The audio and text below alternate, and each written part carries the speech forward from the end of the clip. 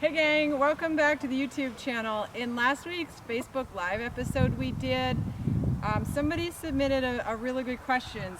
She said that she wanted to be able to back her horse up without just hauling on the reins and pulling on his mouth. Because with the strengthening exercises I prescribe for people, I do commonly like them to back up in all kinds of ways. Obviously, technique really matters because we don't want to apply pressure or tension to their mouth, their jaw, their neck.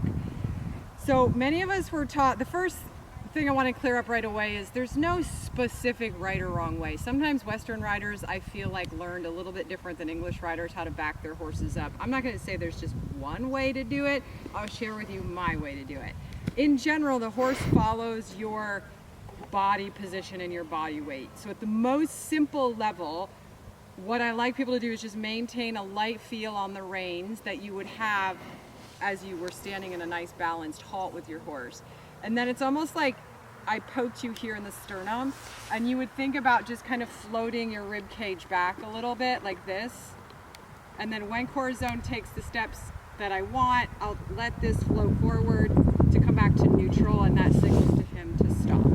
But let's say, let me walk him forward again. So let's say you're on your horse and you try this, but it doesn't go as smoothly as that. Let's say your horse throws his head up in the air and starts pulling back against your reins. What you don't want to do is lock onto both of your reins and be like, hey, I want you to come backwards. It's helpful sometimes with a horse that's a little bracy and resistant to alternate your rein pressure. So what I mean by that is I tone up just a little bit more without pulling backwards. I just sort of add a little bit of tension to this left rein, and as soon as Corazon steps off that foot, I'll soften that rein, and then I'll do the same thing with the right rein. So you're kind of asking for each foot independently. So right now I add a little bit of extra, I gotta remind him I don't want him to turn his head that way. I add a little bit of extra tension to that left rein. As soon as he moves it, now I soften that rein, and now I'm gonna repeat that with the right rein. I soften that rein as soon as he moves that foot. If you spend like 2 days just working on that with your horse, left foot, good, right foot, good.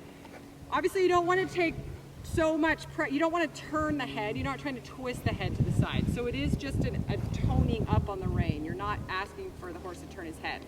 If you work on that for like 2 days with your horse with that stepwise fashion, the horse will back up so softly. You can break a lot of habits with horses that have learned to brace.